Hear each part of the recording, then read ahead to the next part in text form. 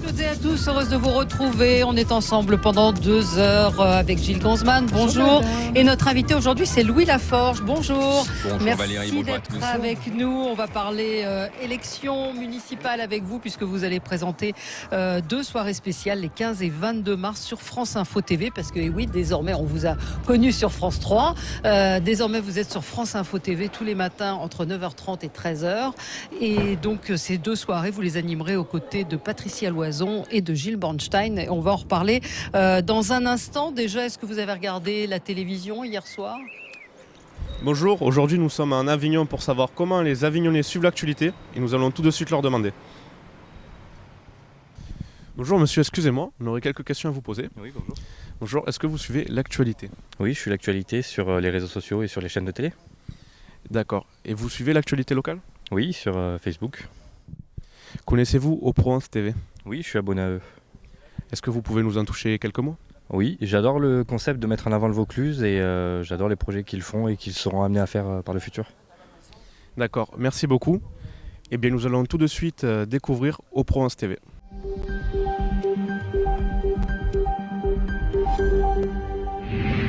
Vendredi matin, les avocats du barreau de Carpentras étaient devant l'Office du tourisme pour protester contre la réforme de la justice et des retraites.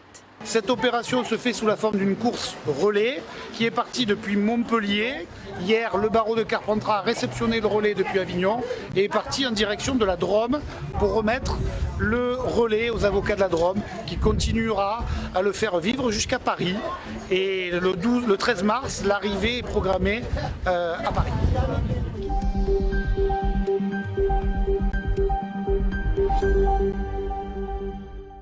J'ai découvert Au Provence TV sur Facebook grâce à un ami qui l'a partagé. Du coup, j'ai pu regarder 2-3 vidéos et j'ai bien aimé.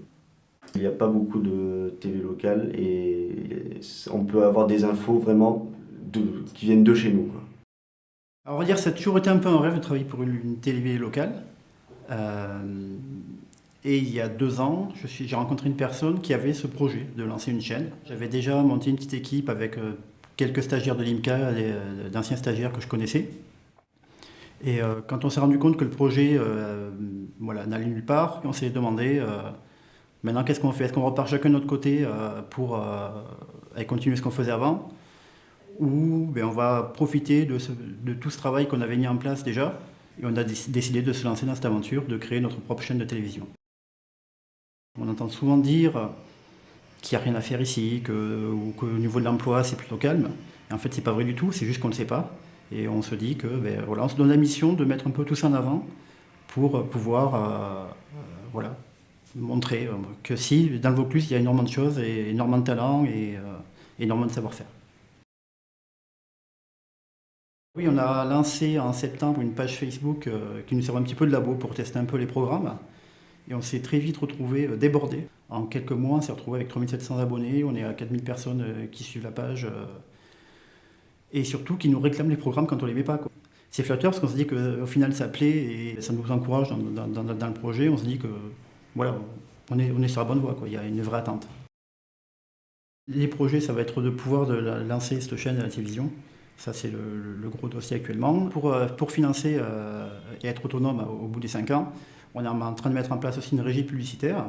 Si on arrivait à avoir 100% de publicité locale, ça serait vraiment un rêve de pouvoir mettre en avant un artisan qui se lance, un restaurateur qui lance son restaurant. On va créer des emplois directs en embauchant dans la chaîne, mais on va aussi créer énormément d'emplois indirects avec des gens avec qui on va travailler autour en prestataire pour ce genre de situation.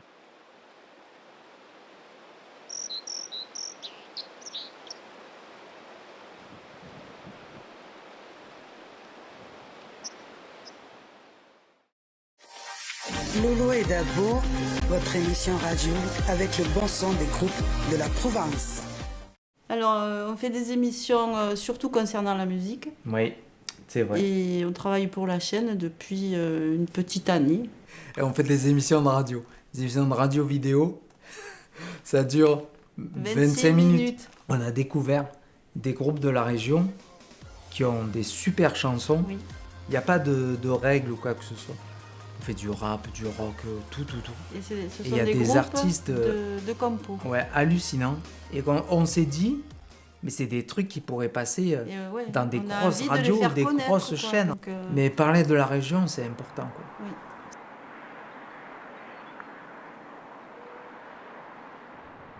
Ouais, donc c'est ici ton bureau, c'est ici que tu fais tout, quoi. Voilà, là ici, voilà, pour l'instant, la chaîne, c'est ça. C'est ce petit bureau.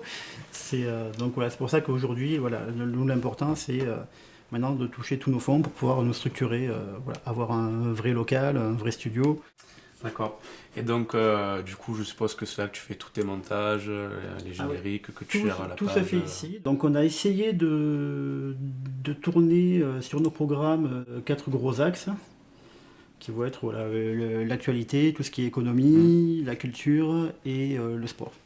Donc on a essayé donc d'organiser, de trouver une quantité de programmes assez variés dans chacun de ces domaines, sachant qu'on a calculé qu'on produisait en gros 12 heures de programme par semaine. Là où certaines télé locales produisent 1h30. Mais c'est surtout ce qui est compliqué, c'est que quand tu démarres un projet comme ça, tu gères tout toi-même. Donc voilà, le site internet, c'est moi qui l'ai créé, c'est moi qui suis en train de le développer. Toutes les créations de génériques, toutes les animations, c'est moi qui les fais. Tout ce qui est musique, c'est David.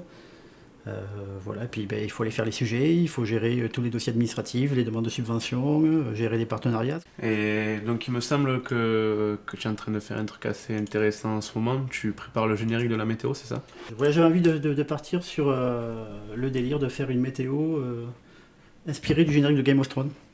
Donc je me suis amusé à modéliser des lieux un peu emblématiques du Vaucluse. Et donc voilà, on va s'amuser à se balader dans une modélisation du Vaucluse comme ça, un peu en 3D comme dans le générique, avec à la fin la caméra qui remonte et voir la carte du Vaucluse.